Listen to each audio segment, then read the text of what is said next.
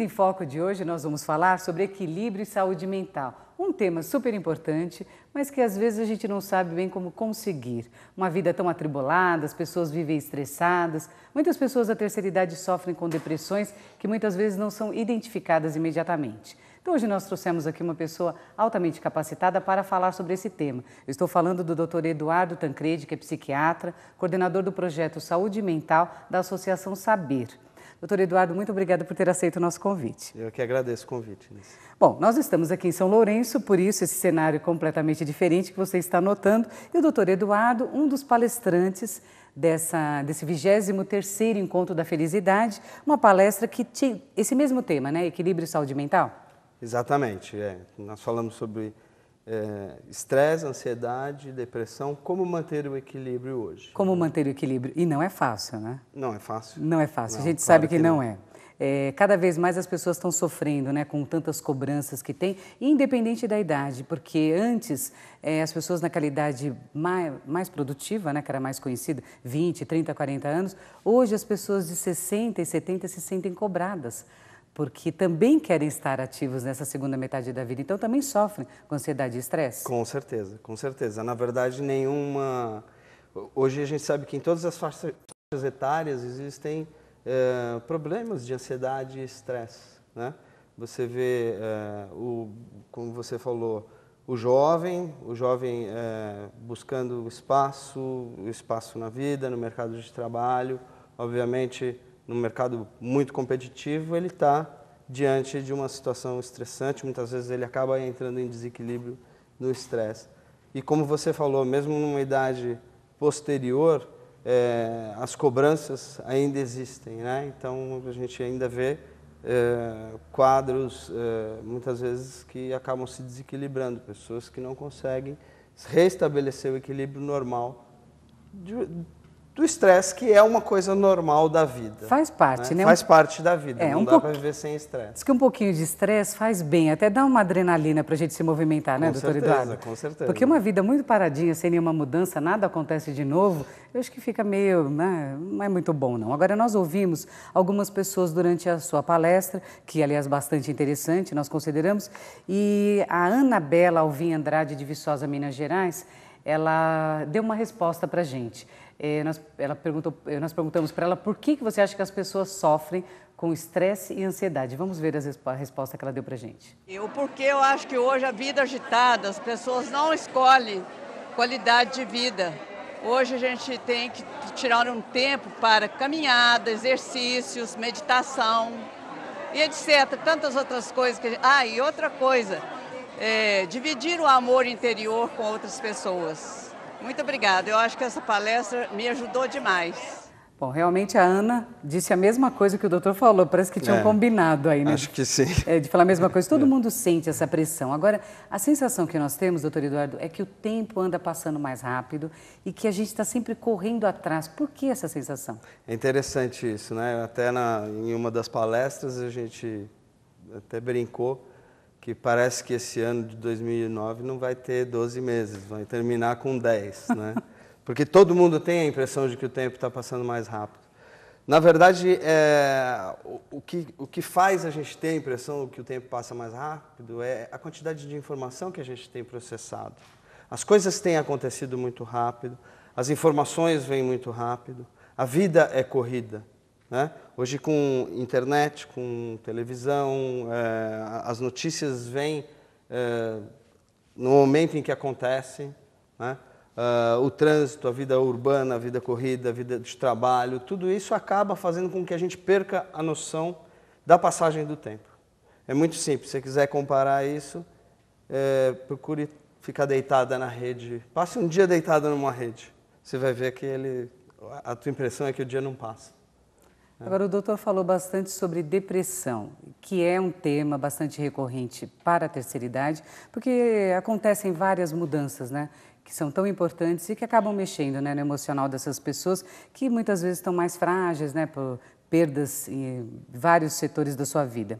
A depressão hoje, na sua opinião, pode ser considerada um problema social, quer dizer, pode causar problemas aí nessa convivência social? Com certeza, Nice. Assim, em todos os aspectos, a depressão gera consequências, né?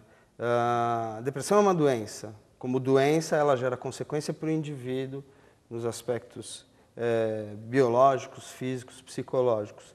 Obviamente, há no entorno deste indivíduo pessoas que convivem com ele. Por exemplo, um pai de família deprimido ou sofrendo de depressão vai refletir em todo o resto da família, nos filhos, na esposa.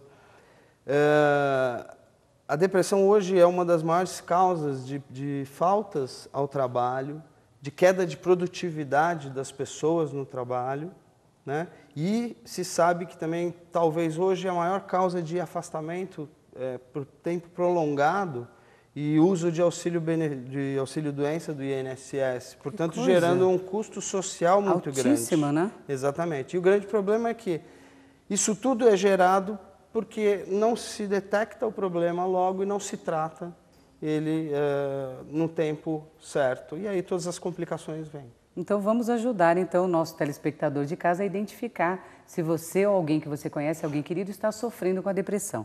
Quais seriam os principais sintomas, aqueles que são mais evidentes? Quer dizer, logicamente que falando sobre eles, ninguém vai sair aqui pensando que é deprimido, mas tem um referencial para buscar uma ajuda médica. Quais são mais notórios?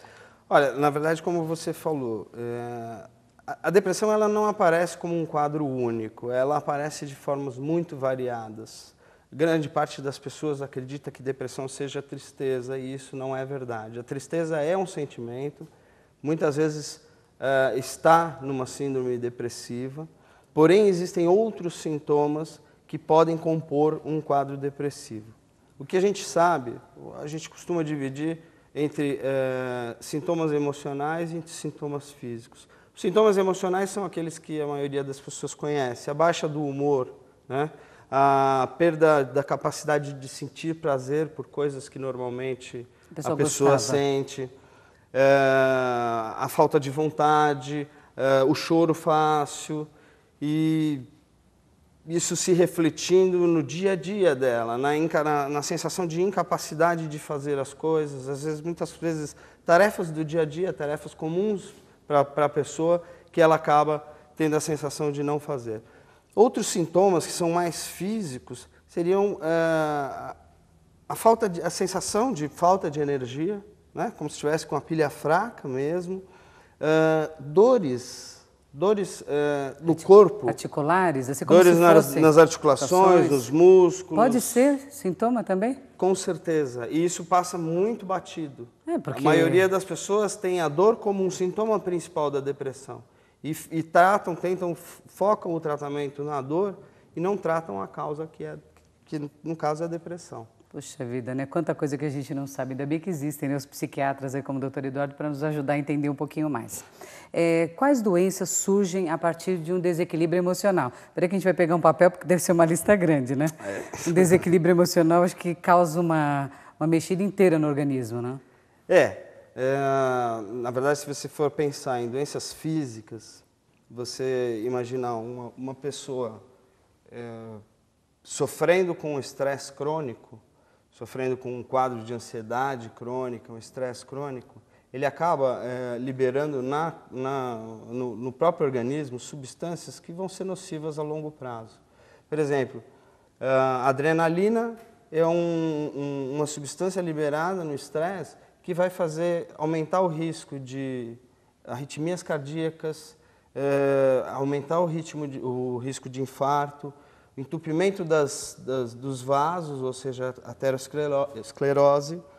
O cortisol, que também é um hormônio do estresse, aumenta o risco de desenvolvimento de diabetes, aumenta o risco das dislipidemias e de doenças da imunidade, de queda de imunidade. De imunidade, né? Assim tipo lúpus, essas doenças aí que são... Psoríase, lúpus, né? Que podem ser desencadeados, crises nesses casos. Bastante sério, né? E nós perguntamos lá durante a palestra para Ana Lúcia Barroso se ela conhecia alguém que já havia sofrido com a depressão e ela realmente, de fato, conhecia uma pessoa.